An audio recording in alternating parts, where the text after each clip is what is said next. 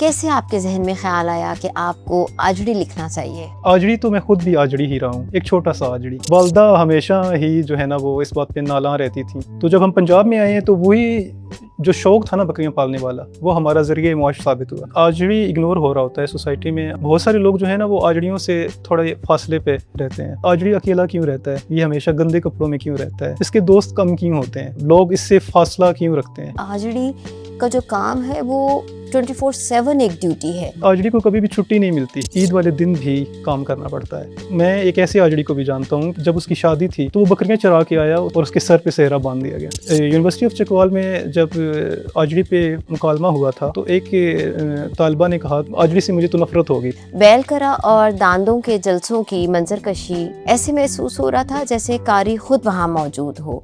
चकवाल की सकाफत बैलकरा को ना शामिल किया जाए तो ये इस कहानी के साथ नाइंसाफ़ी होगी। चकवाल में बाबे वाला दान बहुत मशहूर था, टीशन वाला दान काफ़ी फेमस रहा है। इंदिरा गांधी जी ने भी देखने की ख्वाहिश की थी, जनरल ज़ियाउल हक साहब भी आए थे इस बैल को देखने के लिए। आजड़ी का वो कौन सा कैरेक्टर है जो आपके दिल के बहुत करीब है? अच्छा, ये सवाल ऐसी है कि जैसे वालिदैन से पूछना कि आपको कौन सा बच्चा प्यारा है। आजड़ी में किरदार है माँ का किरदार, तो वो मेरे दिल के बहुत करीब है।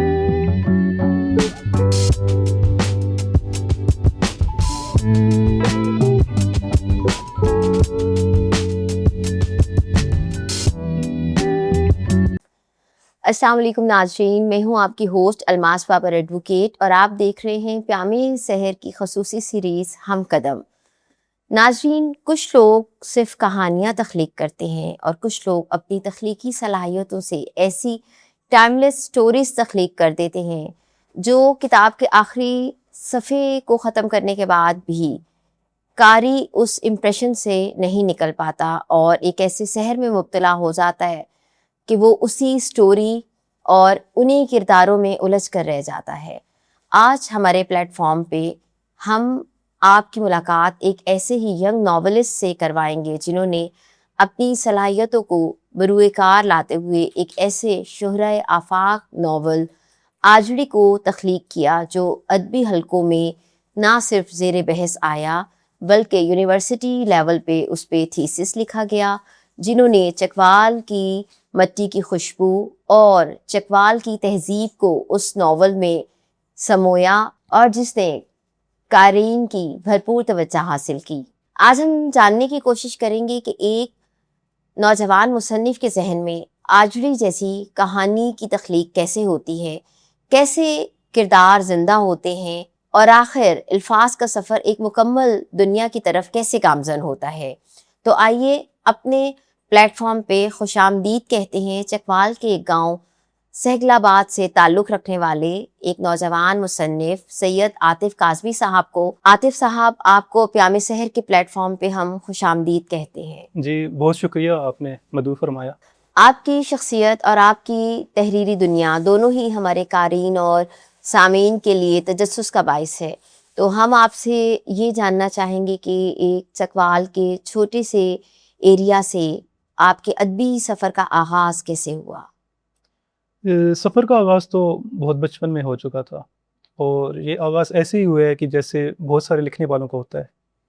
हमारे घर में टीवी कम लगता था जबकि किताबें ज़्यादा पढ़ी जाती थीं। मेरी 5 सिस्टर्स थीं और 3 बड़ी थीं जो उन्हें तो कुछ ज़्यादा ही किताबों से रग़बत थी। शुआ, पाकीज़ा, किरण, इस जैसे कई रिसाले जो है ना वो हर महीने हमारे घर पे आते थे। हत्ता कि ये होता था कि छीना झपटी शुरू हो जाती थी घर पे कि पहले मैंने किताब पढ़नी है, बाद में आपने पढ़नी है।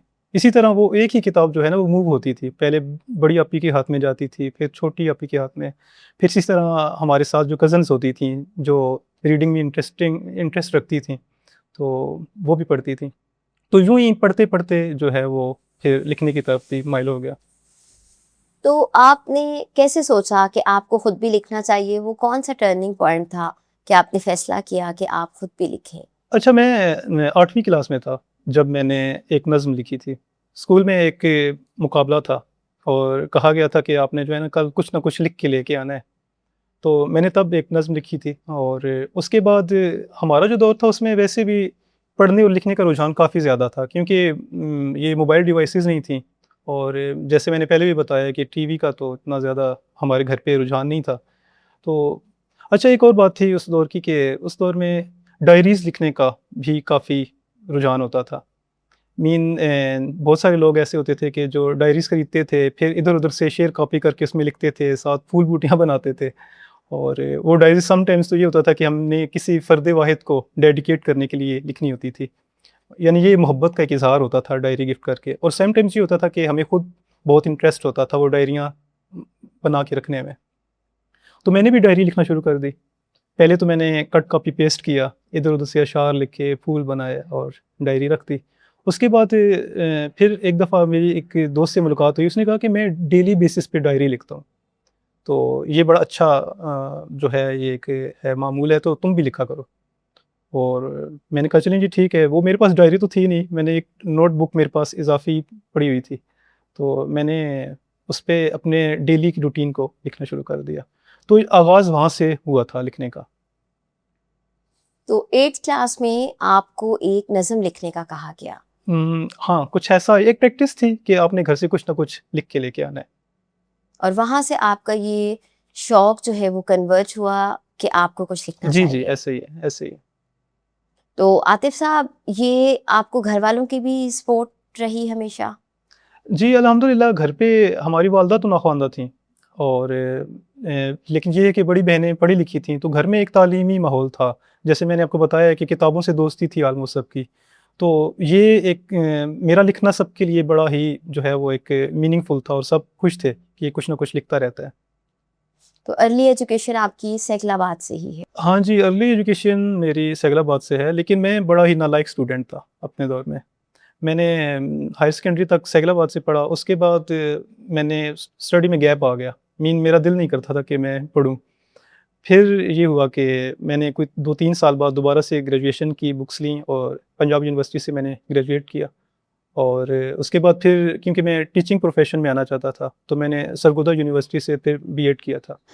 اگر آپ کو اپنی ادبی شناخت کے طور پہ کسی ایک لفظ کے ذریعے آپ کو اپنی آئیڈینٹی بتانی ہو, تو آپ افسانہ نگار اپنے آپ کو ریکگنائز کروانا چاہیں گے, یا ناولسٹ, یا شاعر؟ میں یہ سمجھتا ہوں کہ میں کہانیاں سنانے والا ہوں. شاعری تو خیر بہت مشکل کام ہے. میں نے وہ ایک نظم تو لکھ دی تھی, لیکن اس کے بعد کا ماجرا یہ ہے کہ میں نے پھر اشعار بھی لکھنے شروع کر دیے, اور تسلسل کے ساتھ اشعار لکھتا چلا گیا. لیکن ایک دفعہ میں نے وہ اشعار اپنے ایک شاعر دوست کو دکھا دیے. میں نے کہا یہ دیکھیں جی, آپ بڑی شاعری کرتے ہیں, تو میں نے بھی کچھ لکھ رکھا ہے. اس نے جب وہ شاعری پڑھی تو وہ مطلب جیسے جیسے شعر پڑھتا جا رہا تھا ساتھ ساتھ مسکراتا جا رہا تھا. تو اس نے مجھے کہا کہ شاہ جی, آپ نے شاعری تو لکھ دی ہے, لیکن یہ آپ نے صرف قافیہ ردیف ہی ملائے ہیں, باقی اوزان پہ تو یہ نہیں ہے. تو تب مجھے احساس ہوا کہ وہ جذبات احساسات تو ضرور تھے, لیکن وہ اوزان پہ نہیں تھی. اس کے بعد بھی میں نے کوشش کی کہ میں اس میں جو ہے نا وہ کچھ بہتری لا سکوں, لیکن میں نہیں لا سکا. پھر میرا جو ہے وہ فوکس نثر نگاری کی طرف ہوا, اور میں نے محسوس کیا کہ میں شاعری کی نسبت افسانہ رائٹنگ, افسانہ بھی گو کہ ایک مشکل فیلڈ ہے, کیونکہ اس میں بھی آپ نے اختصار کے ساتھ لکھنا ہوتا ہے, دریا کو کوزے میں سمیٹنے والی بات ہے. اور ناول جو ہوتا ہے وہ ایک پوری دنیا ہوتی ہے, اس میں آپ نے اس میں طوالت ہوتی ہے, آپ نے ڈیٹیلز کے ساتھ لکھنا ہوتا ہے. لیکن اس میں لکھنا میرے لیے کافی دلچسپ بھی رہا, اور مجھے یوں لگا کہ میں افسانے کی نسبت ناول بہتر لکھ سکتا ہوں, یا آپ یہ سمجھ لیں کہ افسانے سے بہتر میں ایک کہانی تخلیق کر سکتا ہوں. حالانکہ کہانی لکھنا ایک زیادہ کریٹیکل کام ہے, کیونکہ اس پہ پوری ایک دنیا تخلیق کرنا جی ہوتی ہے. بے شک ایسا ہی ہے. اب بات کریں گے آپ کے شہرہ آفاق ناول آجڑی کی. کیسے آپ کے ذہن میں خیال آیا کہ آپ کو آجڑی لکھنا چاہیے؟ اچھا, آجڑی تو میں خود بھی آجڑی ہی رہا ہوں, ایک چھوٹا سا آجڑی. ہمارے والد صاحب جو ہیں وہ انہیں بکریاں پالنے کا بے حد شوق تھا. ہم کراچی جیسے شہر میں رہتے تھے, گھر پہ پختہ فرش تھا, لیکن اس پہ بھی 2-3 بکریاں بندھی ہوتی تھیں.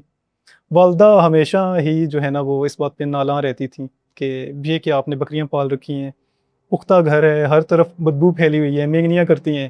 لیکن والد صاحب, ظاہر بات ہے والد صاحب تھے, ان کے سامنے تو پھر بولنا مشکل ہی ہوتا ہے, انہوں نے تو اپنی ہی جو ہے وہ منوانی ہوتی ہے بات. ایسا ہی ہے. تو ساتھ سے کیونکہ آپ کو پتہ ہے کہ ہم 90s کے جو بچے تھے وہ ویسے بھی والدین کے سامنے, ہم تو بولنے سے رہے, والدہ کبھی کبھی شکوے کرتی تھیں. تو بکریاں وہاں پہ ہم نے پال رکھی تھیں، لیکن بعد میں یہ ہوا کہ والد صاحب کی ڈسیبلٹی کے بعد ہمیں کراچی سے پنجاب میں موو کرنا پڑا. تو جب ہم پنجاب میں آئے ہیں تو وہی جو شوق تھا نا بکریاں پالنے والا، وہ ہمارا ذریعہ معاش ثابت ہوا. تو یہ ہوتا تھا کہ بچپن میں جب ہم اسکول جاتے تھے، اسکول سے واپس آتے تھے تو پہلا کام بکریوں کو چرانا ہوتا تھا. اور جب گرمیوں کی چھٹیاں ہوتی تھیں تو یہ کام مزید بڑھ جاتا تھا. صبح صبح آنکھ کھلتی تھی تو میں ناشتہ کی اور ساتھ ہی بکریاں لے کے چلے گئے. اس کے بعد اسکول کا جو کام ہوتا تھا وہ بھی ساتھ ہی لے کے ہم جاتے تھے. اور وہیں پہ ہم نے سم ٹائمز یہ ہوتا تھا کہ صفحات اڑ جاتے تھے، ہوا آتی تھی، پھر ان کو اکٹھا کرنا، دیکھنا کہ یار یہ صفحہ یہاں پہ لکھا تھا، ایسے کرنا ہے. تو یہ میں کہہ سکتا ہوں کہ میں بھی ایک چھوٹا سا آجڑی رہا ہوں، اس لیے اس پہ لکھنا میرے لیے مجھے یوں لگا کہ زیادہ آسان ہے. مطلب آپ کو ایک شوق تھا اس پہ لکھنے کا؟ ہاں جی، شوق تھا. آجڑی کا جو آپ نے مین کردار جس کے بارے میں آپ نے لکھا، وہ ایک ایسا کردار ہے جس کو نارملی سوسائٹی میں اگنور کر دیا جاتا ہے. آپ نے اسی کردار کو مین کریکٹر بنانے کا فیصلہ کیوں کیا؟ جی بے شک، آجڑی اگنور ہو رہا ہوتا ہے سوسائٹی میں، اور بہت سارے لوگ جو ہیں نا وہ آجڑیوں سے تھوڑے فاصلے پہ رہتے ہیں. لیکن ایٹ دی سیم ٹائم میں یہ سوچتا تھا کہ میں خود بھی آجڑی رہا ہوں، لیکن بعد میں آ کے کیونکہ وہ بچپن کے قصے ہیں، اس کے بعد اسکولنگ ہوئی، جاب لگ گئی، تو وہ جو ہم نے بکریاں پال رکھی تھیں اس کی جگہ گائے اور بھینس نے لے لی. تو وہ ایک الگ فیلڈ تھی. گھر پہ ایک آدھ بکری ہوتی تھی لیکن وہ چیزیں نہیں تھیں. تو میں اپنی سوسائٹی میں دیکھتا تھا مختلف آجڑیوں کو، اور یہ سوچتا تھا کہ ایک شخص جس نے بچپن سے بکریاں ہی پالی ہیں، گو کہ میں نے بھی اپنی زندگی میں چند ایک سال یہ شوق تھا یا مجبوری تھی، یہ جیسا بھی ہے، میں نے بکریاں رکھی ہیں. لیکن وہ شخص کہ جس نے آنکھ کھولی ہے اور اس نے صرف اپنے گھر میں بکریاں ہی دیکھی ہیں، تو اس کی نفسیات کیا ہوگی، اس کی سوچ کیا ہوگی. اور کچھ سوالات ذہن میں پیدا ہوتے تھے کہ جیسے آجڑی اکیلا کیوں رہتا ہے، یہ ہمیشہ گندے کپڑوں میں کیوں رہتا ہے، اس کے دوست کم کیوں ہوتے ہیں، اور لوگ اس سے فاصلہ کیوں رکھتے ہیں. اس اور طرح آپ کی بک پڑھ کے اندازہ ہوا کہ آجڑی کا جو کام ہے وہ 24/7 ایک ڈیوٹی ہے. جی بے شک ایسے ہی ہے. تو اب اس میں نے جب اس پہ غور کیا تو مجھے پتہ چلا کہ آجڑی تنہا اس لیے رہتا ہے اور اس کے دوست اس لیے کم ہوتے ہیں کیونکہ وہ اتنا سوشل نہیں ہو سکتا. آجڑی ایک ایسا پروفیشن ہے کہ جس پروفیشن میں آ کے بندہ دنیا کے قابل نہیں رہتا، بلکہ اسے اپنی الگ دنیا بسانی پڑتی ہے. اس کا حلقہ احباب بالکل سمٹ جاتا ہے. اس کے چند وہی دوست ہوتے ہیں جو خود بھی یا تو آجڑی ہوتے ہیں یا ایک آدھ کوئی ڈاکٹر ہوگا جس سے اس نے ٹریٹمنٹ کروانا ہے اپنی بھیڑوں کا، بکریوں کا، یا پھر وہ چند مخصوص گاہک کسائی کی صورت میں، یا عیدین پہ آنے والے چند ایک لوگ، ان سے ہی اس کا رابطہ ہوتا ہے. اور میں نے جب غور کیا تو مجھے پتہ چلا کہ آجڑی کو کبھی بھی چھٹی نہیں ملتی. آجڑی کو عید والے دن بھی کام کرنا پڑتا ہے. ایون کہ ڈیتھ پہ ہر موقع پہ اس نے اپنی ڈیوٹیز پرفارم کرنی پڑتی ہیں. اور میں ایک ایسے آجڑی کو بھی جانتا ہوں کہ جب اس کی شادی تھی تو وہ بکریاں چرا کے آیا، اس کے بعد اس نے غسل کیا اور اس کے سر پہ سہرا باندھ دیا گیا. تو آجڑی جو ہے یہ یہی وجہ ہے کہ آجڑی کی نفسیات عام لوگوں سے الگ ہوتی ہے. آپ نے ناول کے آغاز میں اس چیز کا ذکر کیا تھا کہ مقامات اصلی ہیں جبکہ کردار فرضی ہیں. فکشن اور ریالٹی کے اس امتزاج کا تجربہ آپ کا کیسا رہا؟ بہت خوشگوار تجربہ تھا. جب یہ پلاٹ میرے ذہن میں تھا تو میں نے اپنے ایک رائٹر دوست سے ڈسکس کیا تھا. میں نے کہا کہ میرے پاس ایک پلاٹ ہے جس پہ میں کام کرنا چاہتا ہوں اور جو تھیم ہے وہ آجڑی ہے. اس نے کہا یار آجڑی پہ تو پہلے بھی لکھا جا چکا ہے. وہ ایک شور آفاق ناول ہے الکیمسٹ. جی بے شک. میں نے کہا الکیمسٹ میں اور اس آجڑی میں زمین آسمان کا فرق ہے. میں نے کہا یہ وہ آجڑی ہے کہ جو ہم اپنے سراؤنڈنگز میں دیکھ رہے ہیں، تو میں اس پہ لکھنا چاہتا ہوں. اس نے کہا اگر آپ نے لکھنا ہے اور آپ یہ کہہ رہے ہیں کہ تجربہ بھی اپنے اسی چکوال شہر میں ہی کرنا ہے، تو پھر میرے خیال میں یہ بات ٹھیک نہیں ہے. آپ اس طرح کریں کہ اپنا کینوس بڑا رکھیں تاکہ یہ کہانی جو ہے یہ اس میں آفاقیت ہو، مقامیت نہ ہو. لیکن چونکہ میں نے وہ سم ٹائمز یہ ہوتا ہے کہ ہم اپنے صرف ہماری انٹینشنز جو ہوتی ہیں وہیں پہ رہتی ہیں. ہم جو کام کرنا چاہتے ہوتے ہیں دل سے، ہم نے جو وہ تہیہ کر رکھا ہوتا ہے، ہم نے کام وہی کرنا ہوتا ہے، لیکن ہم تھوڑا سا مشورہ لے رہے ہوتے ہیں. تو وہ مشورہ مجھے کچھ خاص لگا نہیں. پھر میں نے کیا کیا کہ اپنے طور پہ اسی طرح مقامیت پہ آجڑی کو لکھنا شروع کر دیا. اب اگر کوئی بندہ جو چکوال میں رہنے والا ہے وہ آجڑی کو پڑھتا ہے تو اس سے یوں محسوس ہوتا ہے کہ جیسے آجڑی اس کے ارد گرد گھوم رہا ہے.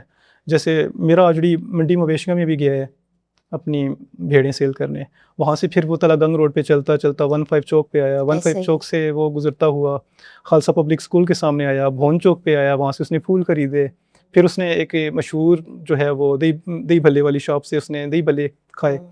اس کے علاوہ ہماری مقامیت میں ہر ایک گاؤں میں مختلف جگہوں کے مختلف نام ہیں, جیسے میرا, بریلا, اور مختلف کھیتوں کے ان کے بھی مختلف نام ہوتے ہیں. جیسے ہمارے گاؤں میں ایک کالا بند تھا, اس کے علاوہ وہ ایک تھی میٹھی بیری والا ٹوٹا, تو اس طرح کے مختلف ہمارے لوکلز نام تھے. اب اگر ان جگہوں کو بھی جس بندے نے دیکھا ہوا ہے اور چکوال سٹی میں بھی اس نے یہ مقامات دیکھے ہوئے ہیں تو وہ انہیں آجڑی اپنے ارد گرد جیتا جاگتا محسوس ہوتا ہے. ایسا ہی ہے. اور میرے لیے اس میں آسانی بھی ہوگی کیونکہ اصلی مقامات پہ فرضی کرداروں کو لکھنا بنسبت جو ہے وہ اس میں نقلی مقامات پہ یا کسی اور مقام کو جس نے ہم دیکھا نہیں ہے وہاں پہ اپنے کریکٹرز کو گھمانا پھرانا وہ مشکل ہے, یہ آسان ہے. آجڑی کے تمام کریکٹرز فرضی ہیں یا کوئی کریکٹر ریالٹی بیس بھی ہے؟ آپ یہ کہہ سکتے ہیں کہ کچھ کردار فرضی ہیں, کچھ ریئلٹی بیس ہیں, لیکن کوئی بھی ایک کردار جو ہے وہ مکمل ریئلٹی بیس نہیں ہو سکتا, بلکہ ہوتا یہ ہے کہ ایک کردار مختلف قسم کے کرداروں کی عکاسی کر رہا ہوتا ہے, اور یعنی ایک کردار مکمل سچا نہیں ہو سکتا.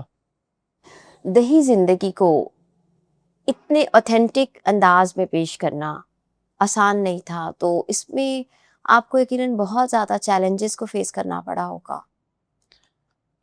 ہاں جی, عموماً تو یہ ہوتا ہے کہ ہم دیہاتی زندگی کے جو ہوتے ہیں نا پازیٹیو پہلو ہی دکھا رہے ہوتے ہیں, لہلہاتے کھیت, ٹھنڈی ہوائیں, وہ رہٹ کی آوازیں, کنواں, یہ چیزیں دکھا رہے ہوتے ہیں. لیکن کچھ چیزیں اس کے وائس ورثہ بھی چل رہی ہوتی ہیں. تو میرے لیے سب سے بڑا چیلنج یہ تھا کہ میں کیسے وہ محرومیاں دکھاؤں, میں کیسے طبقاتی تقسیم دکھاؤں کہ لوگ برا نہ مانیں. جیسے آپ کو پتہ ہی ہے کہ گاؤں میں کچھ کاسٹ اپر کاسٹ شمار کی جاتی ہیں, یا کچھ لوگ خود احساس برتری, بہت سے تلخ حقائق ہیں ہمارے معاشرے بے میں شک, جو سامنے نہیں آتے بے پر شک ایگزسٹ کر تو رہے ہوتے ہیں. گاؤں میں یہ ہوتا ہے کہ نسلی امتیاز یا طبقاتی تقسیم کچھ زیادہ ہی ہوتی ہے. تو ان جو ہے وہ مسائل پہ لکھنا میرے لیے تھوڑا سا چیلنجنگ تھا کہ اگر میں ایسا لکھتا ہوں تو یہ نہ ہو کہ لوکلی کچھ لوگ یہ کہیں کہ یہ تم نے کیا لکھ دیا ہے. تو یہ چیزیں مجھے تھوڑا سا تھا, لیکن یہ کہ میں نے خود کو روکا نہیں اور میں نے لکھ دیا. اب جیسے یہ آپ کہانی پڑھیں گی تو اس میں, بلکہ شاید آپ نے اس کا جی میں نے پڑھا ہے آپ نے پڑھ لی ہے, تو اس میں آپ دیکھتی ہیں کہ جو آجڑی کا جو مرکزی کردار ہے سلطان, تو وہ خود بھی احساس برتری کا شکار ہے. یونیورسٹی آف چکوال میں جب آجڑی پہ مکالمہ ہوا تھا تو ایک طالبہ نے کہا کہ مجھے آجڑی جو ہے نا وہ آجڑی سے مجھے تو نفرت ہو گئی پڑھ کے. تو میں ہنس پڑا, میں نے کہا جی وہ کیوں نفرت ہو گئی؟ تو اس نے کہا کہ یہ جو بندہ ہے یہ آخر تک ایک جیسا ہی رہا ہے, اس کی کریکٹر اپ گریڈیشن نہیں ہوئی, اور یہ جو ہے یہ کہتا تھا کہ تم فلاں کمی ہے, فلاں ایسا ہے. تو میں نے کہا میں نے تو اپنے ہیرو کو کچھ ایسا, پہلی بات میں نے کہا کہ میں اس کو ایز سچ ہیرو سمجھتا نہیں ہوں, کیونکہ میں نے سب کرداروں کے ساتھ کوشش یہی کی ہے کہ ان کو ان کے حصے کا کام دیا جائے اور ان کے مکالمے دیے جائیں. اور میں نے کہا اگر آپ یہ سمجھتی ہیں کہ یہ ایسا ہے تو میں نے کہا میں نے اس کو نیچرل وے میں لکھا ہے. تو میری کہانی کا یہ کردار خود بھی جو ہے نا وہ مطلب وہ کہتا تھا کہ فلاں کمی ہے, میں نے ادھر سے شادی نہیں کرنی, آپ لوگ ایسے ہیں ویسے ہیں, وہ خود بھی احساس, حالانکہ وہ خود آجڑی تھا لیکن ایٹ دی سیم ٹائم اسے احساس تفاخر بھی تھا تھوڑا سا اس کے دل کے کسی کونے میں. ایسا ہی مقامی زبان پنجابی ضرب المثل کا جو استعمال ہے وہ ایک بڑا لٹرلی ٹچ دیتا ہے ناول کو. یہ کیا آپ کی خود سے ایک کانشیس لٹرلی چوائس تھی؟ ہاں جی, یہ میں نے شعوری طور پہ کیا ہے, چونکہ میرا اپنا خمیر چکوال سے ہے, اور بیسیکلی ایز اے ناولسٹ میں یہ سمجھتا ہوں کہ اگر آپ کا ایک کردار جو ہے وہ گاؤں سے بلانگ کرتا ہے تو اس کا لب و لہجہ بھی وہی ہونا چاہیے جو گاؤں والے لوگوں کا ہوتا ہے.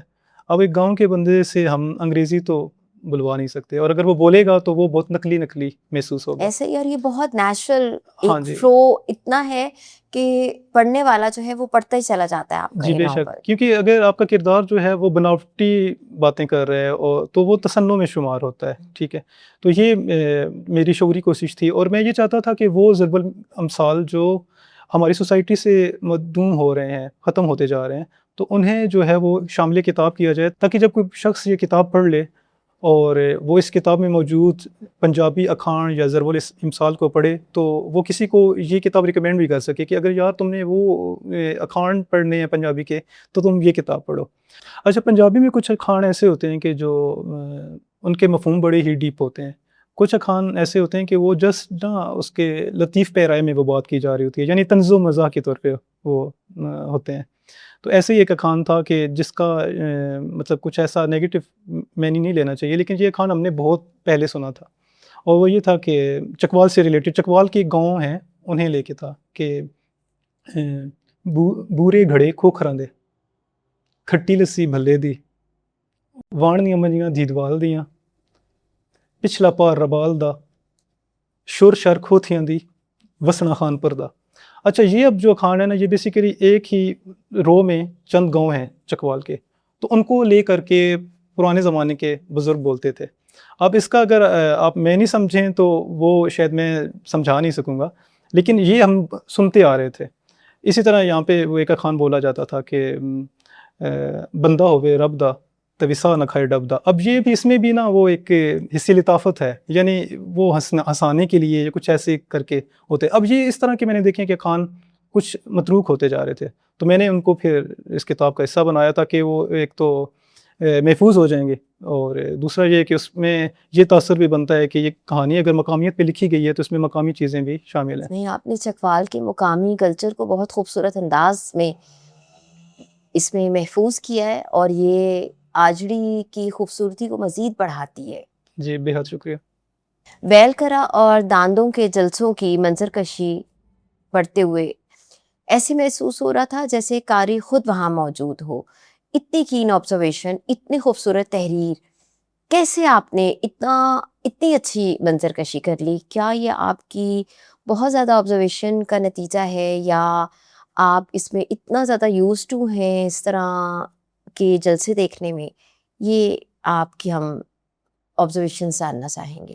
اچھا، جب یہ میں نے کتاب لکھنا شروع کی تو چونکہ یہ کتاب مقامیت پہ تھی اور چکوال کی تہذیب و ثقافت کو پروموٹ کر رہی تھی، تو میں نے سوچا کہ اس میں اگر چکوال کی ثقافت بیل کرا کو نہ شامل کیا جائے تو یہ اس کہانی کے ساتھ ناانصافی ہوگی. سو میں نے چکوال کے دھنی نسل کے جو بیل ہیں، مشہور زمانہ پورے ایشیا میں بھی ان کا تذکرہ ہوتا ہے، ایسے ہی ہے. ان کو بھی جو ہے نا وہ تحریر میں لانے کی ٹھان لی. اچھا، اب میں نے لکھنے کا تو ارادہ باندھ لیا تھا، لیکن میرے پاس کوئی تحقیق نہیں تھی، ایون کہ مجھے پتہ ہی نہیں تھا کہ بیل ہوتے کیا ہیں اور یہ جلسہ کیا ہوتا ہے داندوں.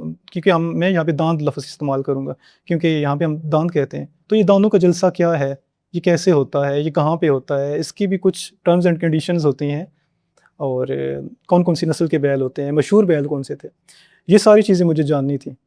پھر میں نے یہ کیا کہ مختلف لوگوں سے ملنا شروع کیا اور معلومات اکٹھا کرنی شروع کی، کیونکہ میں نے تو دانوں کو اس میں جو پیڑ ہوتا ہے اس میں بھاگتے ہوئے دکھانا تھا، لہٰذا یہ معلومات میرے لیے بہت اہمیت کی حامل تھیں. پھر میں ایک بابا جی سے ملا، ان سے میں نے پوچھا، کیونکہ یہ کہانی شاید آپ کو پتہ ہو کہ تقریباً 30 سال پرانی بنتی ہے، یعنی 90s کے اینڈ پہ کہیں پہ جا رہی ہے. تو میں نے انہیں کہا کہ اس دور میں جو مشہور بیل تھے کچھ 90s میں یا 80s میں، ان کے نام مجھے بتا دیں. تو انہوں نے مجھے پھر بتایا کہ چکوال میں بابے والا دان بہت مشہور تھا، اس کے علاوہ ٹیشن والا دان کافی فیمس رہا ہے. ٹیشن والا دان وہ تھا کہ جسے اندرا گاندھی جی نے بھی دیکھنے کی خواہش کی تھی. اس کے علاوہ جنرل ضیاء الحق صاحب بھی آئے تھے اس بیل کو دیکھنے کے لیے. یہ چکوال کے ثقافت کا حصہ رہے ہیں. ہاں جی، ہاں جی. اس کے علاوہ ایک تھاٹی والے بیلز تھے، اس میں کورا تھاٹی والا ایک ایسا بیل ہے کہ جو جب مر گیا تو اس کے مالکوں نے اسے اپنے صحن میں دفن کر دیا، اور یہ مینگن کا واقعہ ہے. اس کے علاوہ ایک اس میں ککا تھاٹی والا تھا، سڑے ہوا تھاٹی والا تھا، اسری والا بیل، ٹئی والا بیل، اور ایک ساوا دانت بھی مشہور تھا جو کہ امیر پور منگن سے ہمارے ایک دوست ہیں عبدالغفور نواب صاحب، تو ان کے جو ہے بڑے بھائی صاحب نے وہ پال رکھا تھا، وہ بھی 90s میں گزرے. تو بیلوں کی بہت ساری جو معلومات ہیں وہ مجھے مختلف لوگوں سے ملی. اس کے علاوہ مجھے یہ بھی معلوم نہیں تھا کہ جو بیلوں نے زیور پہن رکھے ہوتے ہیں وہ کیا کیا ہوتے ہیں. جیسے اس کے منہ پہ جو ہوتا ہے وہ تلہارا ہوتا ہے، اس کی کوہان جو ہوتی ہے اس پہ بھی ایک ہار بندھا ہوا ہوتا ہے، اسے ہومیل بولتے ہیں. اس کے جو سینگ ہوتے ہیں انہیں سترے سے بنایا جاتا ہے اور اس کے اوپر کلبوت چڑھائے جاتے ہیں، اور یہ ساری چیزیں بھی مجھے معلوم نہیں تھیں. اچھا، اس میں سینیریو میں نا ایک جو سب سے بڑی بات تھی وہ یہ تھی کہ ہار جیت کا فیصلہ کیسے ہوتا ہے. اب یہ دیکھنے کے لیے مجھے پیڑ کا رخ کرنا پڑا. اچھا، میں اڈھروال گیا ایک دوست کے ساتھ، اور یہ دیکھنے کے لیے کہ آیا کہ پیڑ کیا ہوتا ہے، اور چکوال کے دھنی نسل جن کی شہرت دور دور تک ہے وہ آخر اس پیڑ میں دوڑتے کیسے ہیں یہ دیکھنے کے لیے چلا گیا. اور وہاں پہ کیا تھا، طرح طرح کے لوگ تھے، دھول اڑ رہی تھی، مٹی ہی مٹی تھی، اور جیسے ہی کوئی بیل دوڑتے تو ہلا ہلا ہو جاتی، ہانگرا اٹھتا. لیکن مجھے خاک بھی سمجھ نہیں آئی کہ کون سا بیل جیتا ہے کون سا ہارا ہے. اچھا، میں نے دوست سے پوچھا کہ کون سا بیل جیتا اور کون سا ہارا، تو اس نے مجھے بتایا کہ پیڑ میں موجود گتیاں بیسیکلی پیڑ میں دو وہ پوائنٹس ہوتے ہیں جہاں سے آغاز ہوتا ہے بیل کرا کا.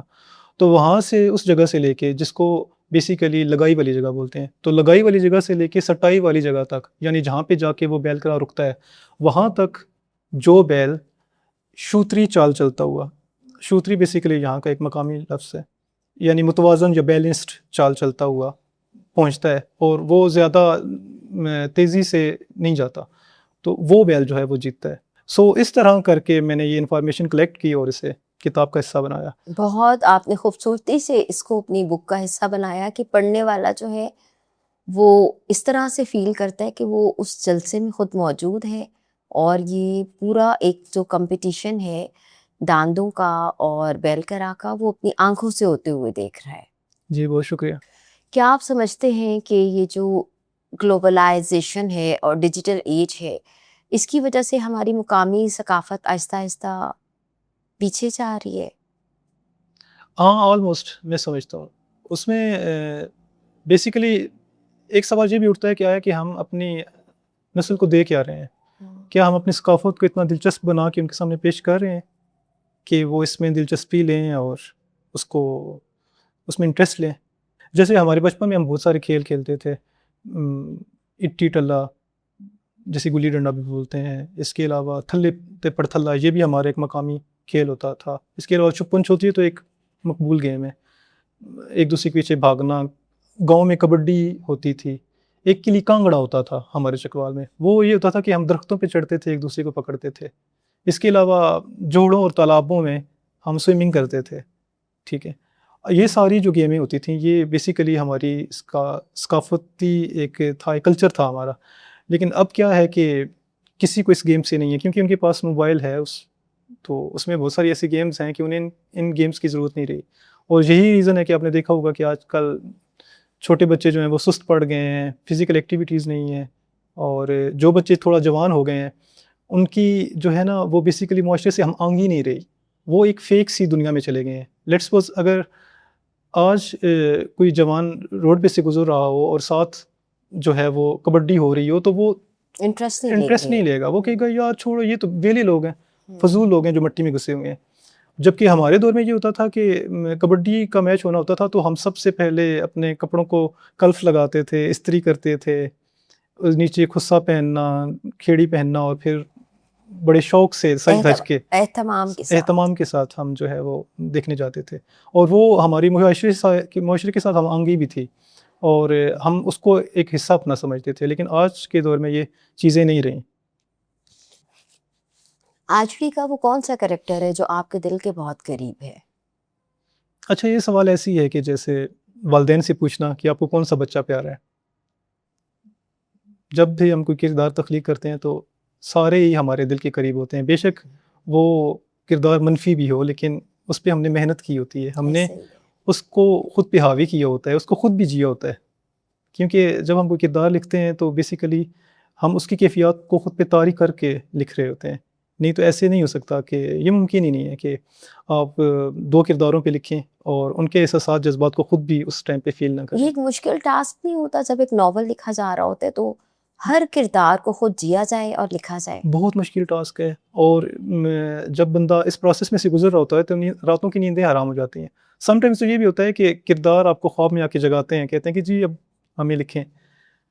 لیکن اس کے باوجود آپ کے سوال کا جواب یہ ہے کہ آجڑی میں ایک کردار ہے، ماں کا کردار، تو وہ میرے دل کے بہت قریب ہے. اور مجھے یوں لگتا ہے کہ جیسے اس میں میری والدہ کی بھی کچھ جو ہے وہ جھلک نظر آئے گی آپ کو، کیونکہ میری والدہ خود بھی اللہ تعالیٰ انہیں صحت دے تو وہ خود بھی ایک شور پرست خاتون رہی ہیں، اور بڑی ہی محنت سے انہوں نے ہمیں پالا ہے. تو آجڑی کی جو بیسیکلی والدہ ہیں تو وہ بھی اس میں وہ ٹچ ملتا ہے، تو وہ میرے دل کے سب سے قریب ہے. ماؤں کی محبت تو ویسے بھی بہت بے لوث ہوتی ہے، بے شک اور ایسے ہی. جب بھی ماں کا ذکر کیا جائے گا تو اس میں بہت سی چیزیں کامن ہوتی ہیں. جی بے شک. دیٹس دا ریزن کہ شاید وہ کریکٹر آپ کو زیادہ اپنے دل کے جی قریب جی بے فیل شک ہوا. ایسے ہی. اچھا، جب آپ لکھتے ہیں تو پہلے آپ کریکٹر سوچ لیتے ہیں یا بس اسٹوری لکھتے ہیں اور ساتھ ساتھ آپ کے کریکٹرز جو ہیں وہ بنتے چلے جاتے ہیں؟ اچھا ہوتا کچھ یوں ہے کہ کیا ردھم ہوتا ہے آپ کی اسٹوریز کا؟ اچھا میں یہ سمجھتا ہوں کہ کیونکہ میں ایک سچ بتاؤں تو ایک نان پروفیشنل انسان ہوں، میں خود کو پروفیشنل نہیں سمجھتا، ابھی سیکھ رہا ہوں. میں بھی خدا کرے کہ کچھ کلوں میں برکت پڑ جائے. تو ویسے شاید پروفیشنل لوگوں کا اپنا ایک طریقہ کار ہوگا، لیکن میرا طریقہ یہی ہے کہ میں جسٹ ایک پلاٹ سوچتا ہوں اور لکھنا شروع کر دیتا ہوں.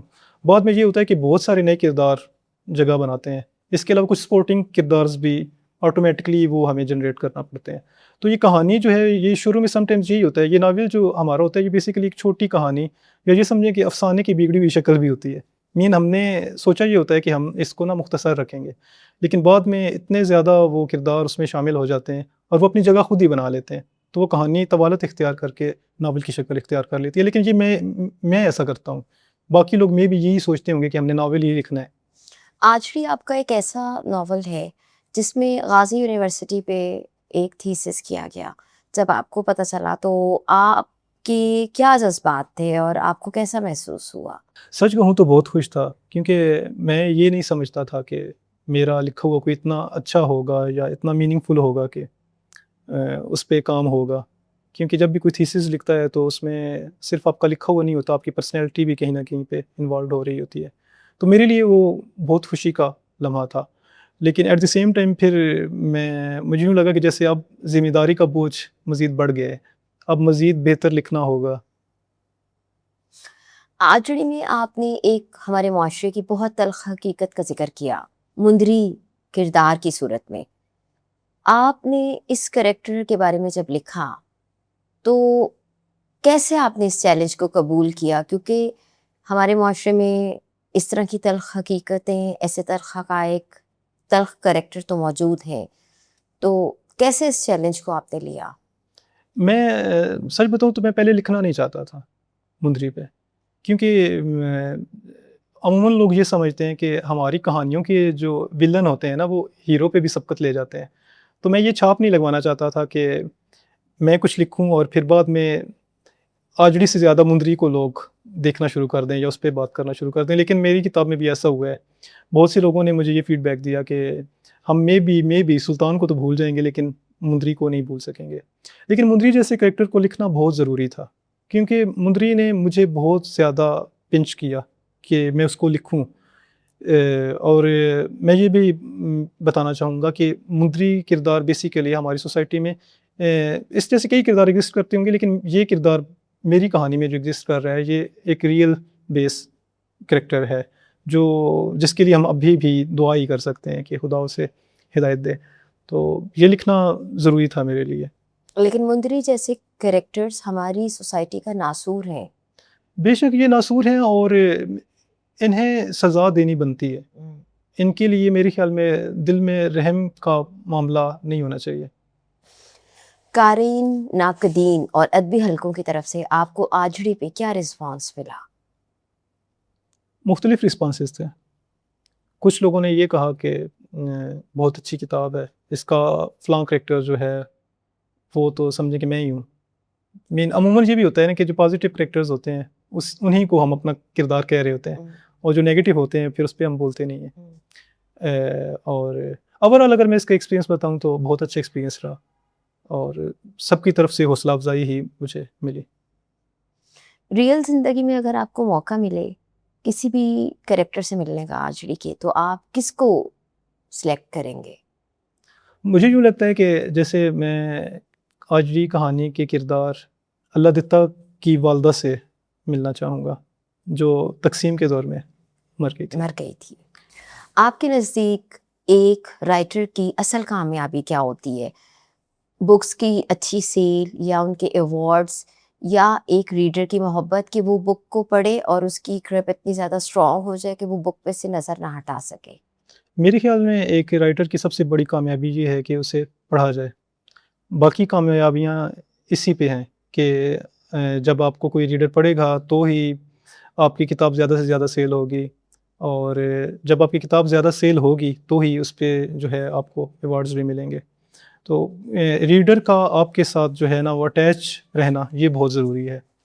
نوجوان نسل کو دوبارہ بکس کی طرف راغب کرنے کے لیے آپ کیا سمجھتے ہیں کہ کیا اقدامات کرنے ضروری ہیں؟ اچھا, یہاں پہ جو لفظ نوجوان ہے نا, تو یہ نوجوانوں کو راغب کرنا تو میرے خیال میں اب مشکل ہی ہے, کیونکہ جب بندہ جوان ہو جاتا ہے تو مجھے بھی لگتا ہے کہ جیسے ان کی تربیت کرنا قدرے مشکل ہوتا ہے بجائے اس کے کہ ہم چھوٹے بچوں کی تربیت کریں. تو میں یہ سمجھتا ہوں کہ یہ سوال کچھ ایسے ہونا چاہیے کہ ہم اپنے بچوں کو کتابوں کی طرف کیسے راغب کریں. تو اس کے لیے ایک سادہ سا آسان سا حل ہے کہ آپ اپنے گھر کے ایک کارنر میں کوئی نہ کوئی ایک الماری رکھیں جس میں کتابیں ہوں. جیسے ہم بچپن میں کہانیاں پڑھتے تھے, امرو یار کی کہانیاں, انگلو بانگلو کی کہانیاں, ہرکولیس کی کہانیاں. بک ریڈنگ کا شوق بچپن سے بچوں کو ڈالا جائے. اور جب آپ کے اس میں نا اگر آپ کے گھر کے کسی کونے میں کتابوں کا ریک موجود ہے تو کیسے ہو سکتا ہے کہ بچے اس ریک کی طرف نہیں جائیں گے؟ بچے تو وہ افلاطون ہوتے ہیں. وہ ہمارے بچپن میں ایسا چلتا تھا کہ اگر نانیاں دادیاں نا کسی تیسری دیگچی میں بھی کوئی کھانے والی چیز رکھ دیتے تھے تو وہاں سے بھی بچے اٹھا لیتے تھے. ایسا ہی ہے. تو یہ کیسے ممکن ہے کہ بچے ان کتابوں کو الٹ پلٹ کے نہیں دیکھیں گے؟ جب وہ کتابوں کے ساتھ ان کی اٹیچمنٹ بڑھے گی تو انہیں ڈیفینیٹلی وہ ان کتابوں کو پڑھیں گے بھی. اس کے علاوہ اگر پیرنٹس پڑھے لکھے ہیں تو انہیں چاہیے کہ وہ خود میں سب سے پہلے بک ریڈنگ کی عادت لے کے آئیں. جب وہ خود بک ریڈنگ کریں گے, گھر میں کتابیں ہوں گی, تو آٹومیٹکلی بچے بھی پڑھنا شروع کریں گے. پھر یہی بچے جب بڑے ہوں گے, جوان ہوں گے, تو وہ آلریڈی ہی بک ریڈنگ کے ایڈکٹیڈ ہوں گے. بک سے بچوں کا رشتہ بحال ہونا ضروری ہے. مستقبل میں آپ کس طرح کا, کس نوعیت کا کام کرنا چاہ رہے ہیں, اور کیا ابھی کسی پروجیکٹ پہ آپ کام کر رہے ہیں, کوئی ناول لکھ رہے ہیں؟ آجڑی سے پہلے میں نے ایک ناول لکھا تھا, اور مجھے یوں لگا کہ جیسے وہ ناول ابھی بھی اس پہ کچھ کام پینڈنگ ہے. مجھے لگتا ہے گو کہ میں نے ایک دوست کو دکھایا تو اس نے کہا کہ یہ کمپلیٹ ہے, لیکن وہ اندر سے مجھے یہ ہے کہ جیسے یہ کام ابھی اس پہ کام مزید ہونا باقی ہے.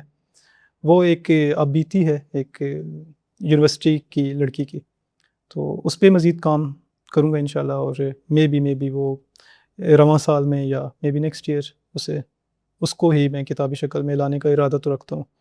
اس کے علاوہ چونکہ میرے جو ہے وہ انٹرسٹ عام لوگ ہیں, تو میری کوشش یہی ہوتی ہے کہ عام لوگوں کی کہانیوں کو کس قدر خاص بنا کے پیش کیا جائے تاکہ لوگ اس میں دلچسپی لیں اور عام لوگوں کے مسائل جو ہیں وہ انہیں سمجھ سکیں. عاطف صاحب, آپ ہمارے پلیٹ فارم پہ تشریف لائے, ہمارے پلیٹ فارم کے لیے آپ کیا پیغام دینا چاہیں گے؟ سب سے پہلے تو آپ کا بہت شکریہ کہ آپ نے مجھے پروگرام میں انوائٹ کیا. میرے جیسے انٹروورٹ بندہ جو کیمرے کو دیکھ کے شائع ہو جاتا ہے, وہ بول نہیں سکتا, تو مجھے یوں لگتا ہے کہ جیسے اس پلیٹ فارم نے مجھے بولنا سکھایا ہے, اور بہت ساری ایسی باتیں ہیں جو صرف میں آج تک لکھتا آیا ہوں, پہلی دفعہ میں نے جو ہے وہ بول کے لوگوں تک پہنچائی ہیں. آپ کا اور آپ کی ٹیم کا بہت شکریہ. آپ کیا سمجھتے ہیں کہ آج کل کے دور میں اس طرح کے پلیٹ فارمز جو مقامی ٹیلنٹ کو امپروو کر رہے ہیں وہ کتنے ضروری ہیں؟ بے حد ضروری ہیں. میں یہ سمجھتا ہوں کہ جیسے اگر میں اپنی لوکلی بات کروں تو پیام سحر ایک پہلا پلیٹ فارم ہے جس نے بالکل غیر جانبدار ہو کے چکوال کے ہڈن ٹیلنٹ کو جو ہے وہ پروموٹ کرنے کی کوشش کی ہے. بلکہ یہ کوشش نہیں ہے, یہ عملی طور پہ انہوں نے کر کے دکھایا ہے. اور میں یہ چاہتا ہوں کہ پیام سحر اسی طرح مستقبل میں کام کرتا رہے, میری نیک خواہشات اور محبتیں آپ سب کے نام ہیں۔ عاطف صاحب، آپ کا بہت شکریہ، آپ کے قیمتی وقت کا بہت شکریہ۔ آپ نے ہمارے پلیٹ فارم پر آ کر اپنے بارے میں، اپنے مشاہدات کے بارے میں اور چکوال کی ثقافت کے بارے میں ہمارے ناظرین سے اپنے خیالات شیئر کیے، اس کا بہت بہت شکریہ۔ اور اللہ تعالیٰ آپ کے قلم کو اتنی طاقت دے کہ آپ بہت اچھی تحریریں لکھیں جو بین الاقوامی طور پہ آپ کو شرح آفاق ناول لکھنے کی توفیق عطا فرمائیں اور ہمارے چکوال کا نام آپ روشن کریں۔ آمین، بہت شکریہ۔ جی تو ناظرین، الفاظ صرف حروف کا مجموعہ نہیں ہوتے، بلکہ وہ اپنے اندر زمانوں کی کہانیاں، نسلوں کے احساسات اور تہذیب کی خوشبو سمیٹے ہوتے ہیں۔ آج کی اس خصوصی نشست میں سید عاطف کاظمی صاحب نے اپنے ناول آجڑی کے بارے میں ہمیں اپنے تخلیقی سفر سے روشناس کروایا اور ہمیں اپنی ریسرچ کے بارے میں بتایا کہ کیسے انہوں نے اس ناول کو لکھتے ہوئے اپنی صلاحیتوں کو بروئے کار لاتے ہوئے کتنی مشکلات کا سامنا کیا، کتنی تحقیقات کی اور کس طرح سے عام لوگوں کی زندگیوں کے تجربات سے خود کو روشناس کروایا اور اس کو اپنی رائٹنگز کے ذریعے ہم تک پہنچایا۔ ناظرین، امید ہے آج کی نشست آپ کو بہت پسند آئی ہوگی اور آج آپ نے عاطف کاظمی صاحب سے بہت کچھ سیکھا ہوگا کہ اس ادبی سفر میں انہوں نے کتنی محنت کی اور کس طرح سے چکوال کی ثقافت کو آپ کے سامنے لانے کے لیے انہوں نے کتنی کوششیں کی۔ اپنے کامنٹس میں ہمیں ضرور بتائیے گا کہ ہمارے مہمان کی یہ کاوشیں آپ کو کیسی لگی۔ ہمارے چینل کو سبسکرائب کیجیے گا اور اسے ہمارے پروگرام کو ضرور شیئر کیجیے گا۔ بہت جلد آپ سے ایک نئی نشست میں ملیں گے۔ اپنی میزبان الماس بابر ایڈوکیٹ کو اجازت دیجیے۔ اپنا اور اپنے حق کا ہمیشہ خیال رکھیے گا۔ اللہ نگہبان۔